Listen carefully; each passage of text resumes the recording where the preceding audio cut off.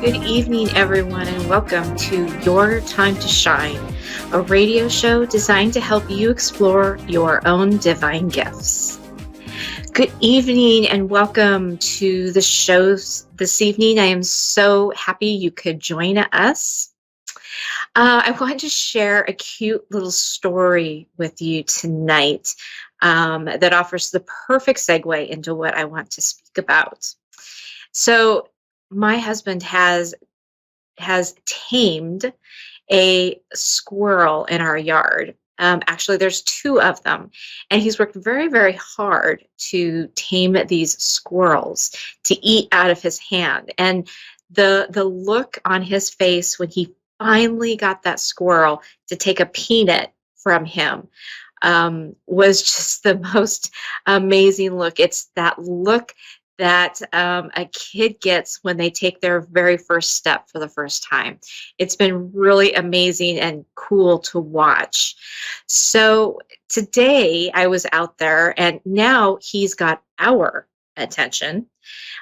He stands up on the lawn furniture and peeks through the window until we come out with the peanuts. So who has who trained? Yes, I think he has us trained. So as I was feeding him today, I was thinking about their inner compass. And when I'm talking about their inner compass, I'm talking about it for any animal. Um, and how they do it, that inner compass that tells them that they're safe, the inner compass that tells them if they're in danger and they need to leave. That inner compass that says, ooh, it's getting cold out. It's time for me to start, storing food for the winter. It's that knowing, it's that inner guidance that all animals have, including humans. And so have you ever watched videos or ever been in a situation where you've been maybe even camping in the woods, but everything goes completely silent, right? You're in nature, everything goes silent. There's no sound of birds, there's no ruffling of the leaves, there's nothing. And it's that knowing of there's danger in the air and the animals have left the area, right? You see it in the movies when there's movies about fire and they get that inner sense and they take off and head out for safety. It's the same thing with, it could be a tsunami, it could be an earthquake, it could be anything. That inner compass tells them that they need to move, they need to change, they need to get out of harm's way. And then there's also that inner compass, like my squirrel, who has realized that we are no threat, that we provide food and sustenance. And so he is or she is able to trust us enough to come out and take food out of our hands. It's that inner knowing and that inner compass. And we have that too as humans. And we don't always use it, right?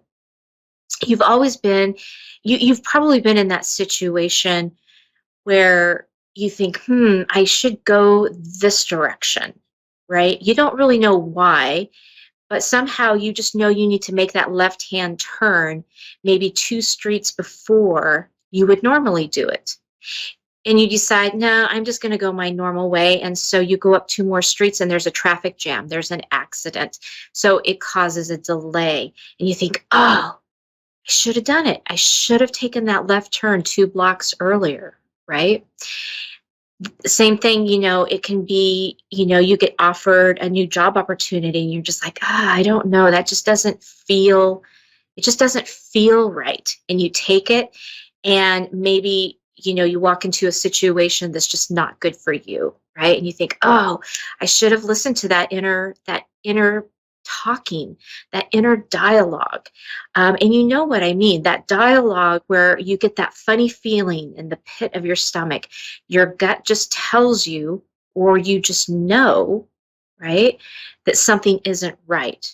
Or maybe something is right. Maybe you get that job offer and you're so elated, just the idea of thinking about it puts you on cloud nine, right? So it's the opposite can happen, right? That inner guidance, that inner knowing, showing you what direction you need to go that is in your best and highest good. So, again, we're going and moving so fast all the time that sometimes we don't stop and listen to that inner guidance.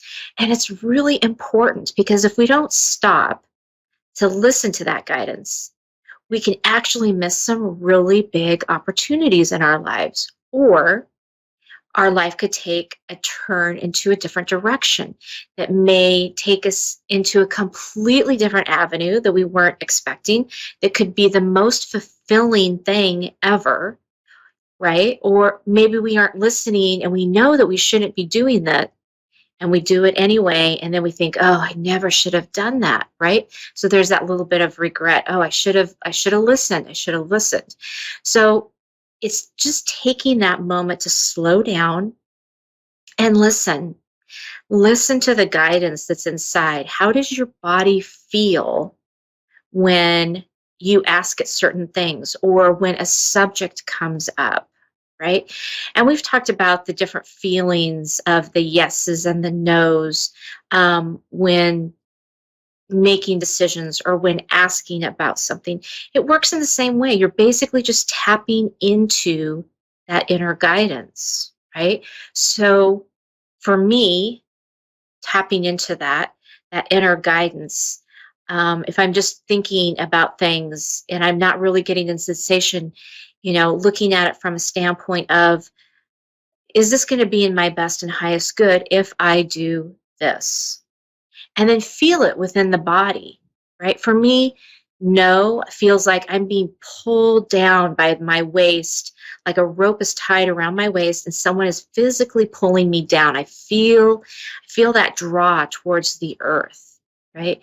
For me, having the yes is kind of this light, airy feeling. I almost feel uplifted. You might feel butterflies in your chest or in your stomach, that feeling of floating on a cloud, that high, the high on life feeling, as they say, right?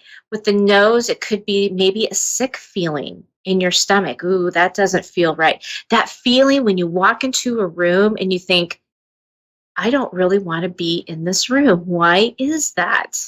Right? You know that feeling.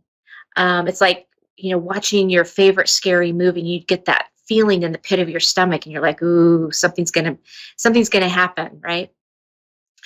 So we can really do some great things if we take the time to stop and listen to that inner guidance. And it takes practice because we have become so accustomed to just go, go, go and think with our mind rather than talking to our inner guidance system. And that's why we have that system, is to guide us in our best and highest good.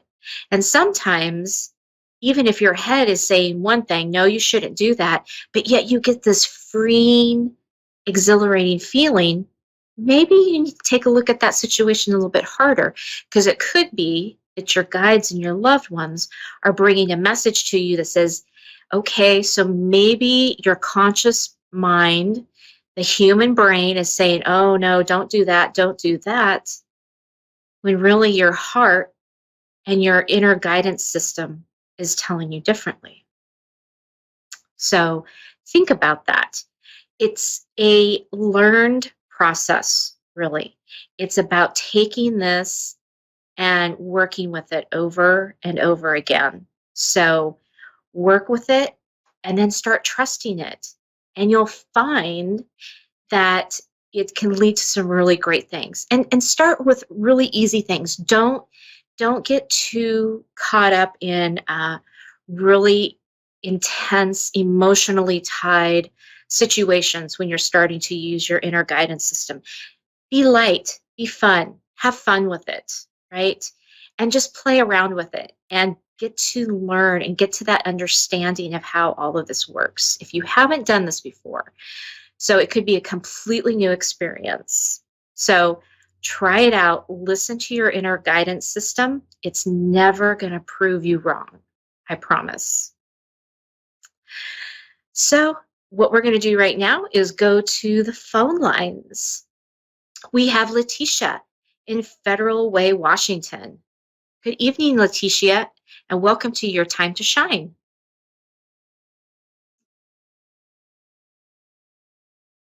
Hello. Hi, how are Hello. you? Hi. I'm good. How are you? I'm good, thank you. What can we do for you this evening? You guys were offering a free psychic reading.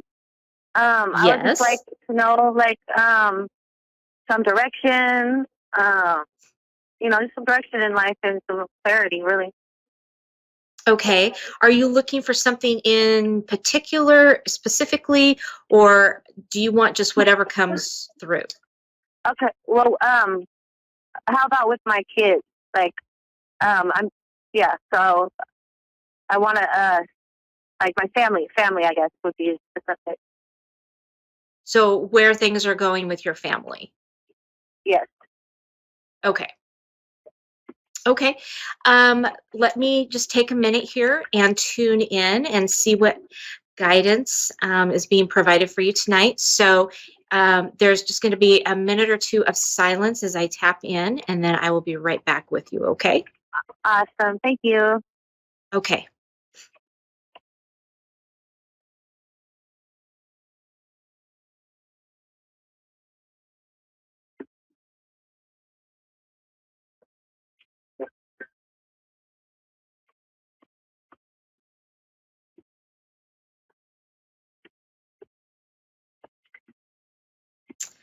Okay, Letitia. Um, so you have a very beautiful family. Um, you have younger kids. Is that correct? Uh, Yeah. So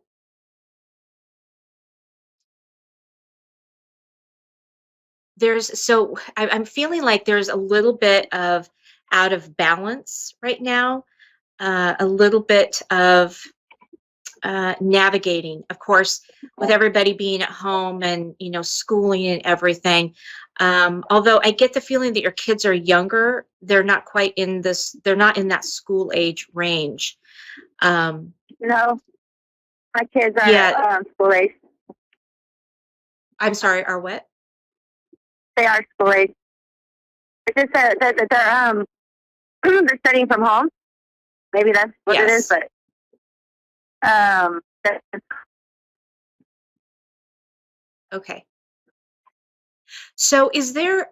Um, are you and your Are you together with your kid's husband, or I mean, your kid's father right now? I'm sorry. I feel well. like One of there's my a little youngest bit. daughter's dad, he just passed away in August, Okay. and o- the other two dads. No, I'm not with any of the dads. Okay.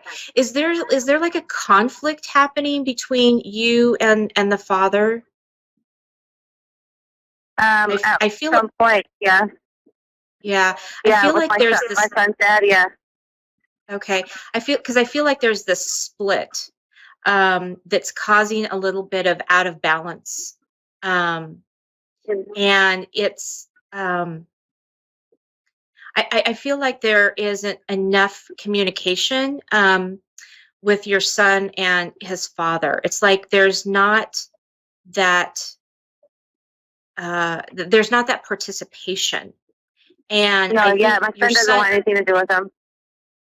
okay, your son is really feeling and I keep seeing separation, right? There's a line Mhm. being drawn in separation. Um, and he's really feeling that disconnection, right? Um, he's missing that piece, kind of like that fatherly figure piece in his life, and I feel like he's struggling with that just a little bit. Yeah, Um, not, yeah, not enough to cause any kind of concern or anything like that from a mom's point of view, but just be an awareness of that right. piece. check in with him regularly, and find out where he is on a mental status. And again, I'm not saying check in with him on a mental status because there's something really wrong. No, it's always really good for us just to have a check-in point, a progress point, whether it's with your Yeah. kids, with your spouse, your family, whatever that is. It's just a good reference point to check in and see where everybody's at. um, Mhm. the your other kids, I'm not feeling that sense of separation. I feel Yeah. like they're My very kids don't live with my other kids don't live with me. I lost my okay. kids. Okay. Okay. I feel But like I'm that just they're getting my doing son okay. back. He's been with me for a year, my son. Okay. Okay. I feel like your other children though are doing well. They're doing okay. They're kind of holding their own, so to speak. Um, I do see you guys all starting to have a conversation again, starting to kind of repair that relationship that maybe has been severed or maybe hasn't been good in the past. um, the relationship between you and your son, I can see, is becoming stronger. There's a sense of security that maybe he didn't have before. There's also a sense of okay, mom is really here to stay, right? So it's being in that awareness and being kind of attentive to what it is that he is needing at this time, right? Taking that little extra time with him, whether that's, if there's a ritual. I feel like there needs to be some kind of uh, a planned thing in your life. Maybe you guys start a new habit, a new ritual that you do in the evenings, or maybe it's something in the morning. But I feel like there needs to be that consistency um, to kind of bring everything back into his life again. And when he can start counting on one consistent thing, he's going to start looking forward to whatever that is. But it's like you two need to talk about, what that thing is.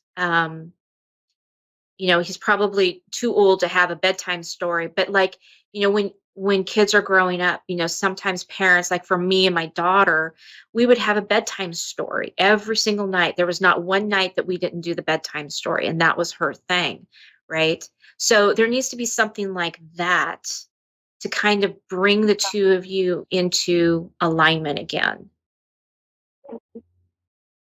Okay. So like just sit with him, pray with him, and maybe talk about his day and things like that at night. Right, right. Make it a special little thing. Like it's something that you guys do every single night, right? So maybe it's when you're tucking him into bed, say, hey, tell me about your day. Or maybe it's around the dinner table, right? You guys sit and you talk. You turn the TV off and you sit around and you say, dinner time is our special time. I want to hear what your day was like, right? Maybe you guys play a special game at night. Maybe he has a favorite game, a board game or something that's interactive. Um, Not only is that going to help the two of you kind of tie that together, but it's going to get him away from, electronics, TV, that kind of thing, and kind of bring him back in to that special time that you guys have. Okay, that makes sense. But you got to be consistent with it. I have to add, because they're showing me there needs to be consistency, right? And there's going to be some nights you're just like, oh, I'm so tired, or I don't feel up to it, or I don't do it. Don't let that get in the way. Okay, you've got to show him that there's the consistency in this. It's a building that trust level back, right? That Yeah. that piece of it where he feels safe and secure. It's going to be building little pieces on top of that. And as you do that, he's going to open up more to you and whatever it is going on in his life. Okay. And then I just have a question. As far as my youngest daughter's dad goes, the one that just passed away, do you have any messages Mhm. from him? Hang on, let me check and see. Thank you.